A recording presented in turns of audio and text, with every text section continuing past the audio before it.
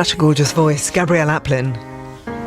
Call me. A lovely raspiness to her, don't you think?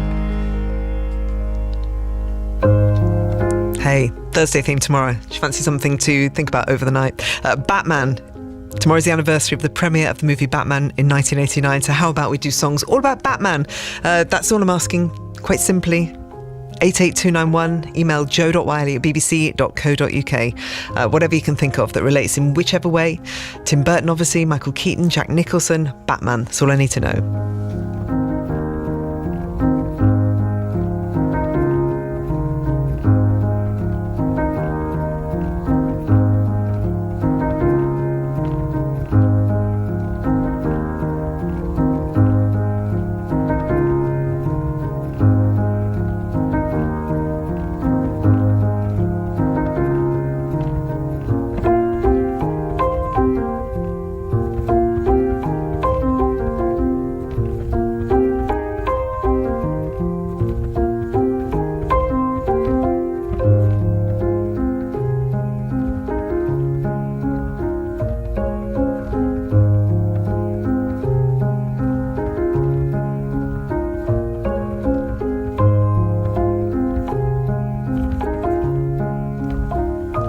Avril 14th, and that is a fix to an ending the show tonight. Thank you so much for listening. I'll see you tomorrow night again at 7 o'clock, and stand by for the lovely Mark Radcliffe is coming up.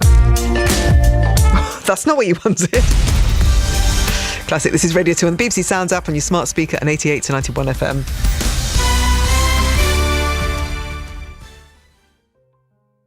With the BBC News at 9 o'clock, this is Jason Kay. Taliban officials in Afghanistan say many people remain buried under the rubble of homes destroyed by a powerful earthquake which struck the southeast of the country overnight. The authorities say at least 1,000 people have died and hundreds have been injured. The United Nations says international help is urgently needed. Asunta Charles from the charity World Vision in Afghanistan fears the number of deaths will rise significantly. These are mud structures, so it's a poor quality buildings which has contributed to this. The medical facilities are having very poor quality. There are lack of medicines, lack of doctors. So this is going to be very difficult to save people even if they are shifted to the hospitals. I really fear how many people can be survived even if they are shifted. A second rail strike is going ahead tomorrow after the latest round of negotiations between the RMT union and railway bosses failed to resolve a dispute over pay and modernisation, including possible job cuts. A Network Rail source said there'd been little progress in today's talks. Criminal barristers in England and Wales, who are to start industrial action next week over funding of legal aid, have been warned they might face disciplinary action. The Lord Chief Justice, Lord Burnett, said that failing to attend a hearing in one of the cases might amount to professional misconduct. Figures for last month show the cost of living is continuing to rise at its fastest pace for 40 years. The Office for National Statistics said that the annual rate of inflation measured by the Consumer Prices Index now stands at 9.1%. Food and fuel prices went up particularly sharply. Keith Dennis, who runs a haulage company in Hertfordshire, says that he's had to pass on higher costs to his customers. We only run 4 trucks. 18 months ago we were perhaps paying £1,800 a week to fuel them. Now it's £3,500 a week, which is a massive increase. Also drivers, we're having to pay them more to retain drivers because they'll go elsewhere. Really big impact, which we're having to pass on to our customers and hope we retain them. Everything is going up. A High Court has ruled that the husband of a woman who died suddenly can have a child using an embryo created during fertility treatment. Ted Jennings, who's 38, wants to use an embryo in a surrogacy arrangement. The Human Fertilisation and Embryology Authority had opposed his plan. The Glastonbury Festival gates have opened after a 3-year break because of the COVID pandemic.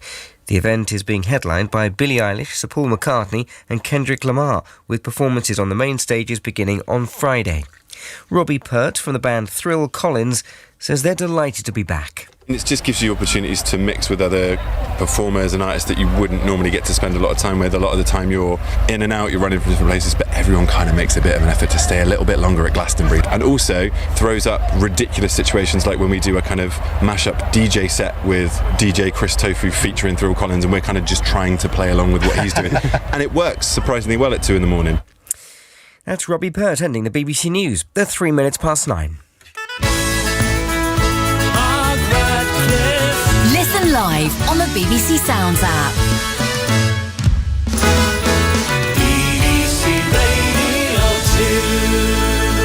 Hello and welcome to the Folk Show. We are live in Salford tonight. Lots of people carousing and relaxing on the Piazza de Stan Ogden outside in the evening sunshine.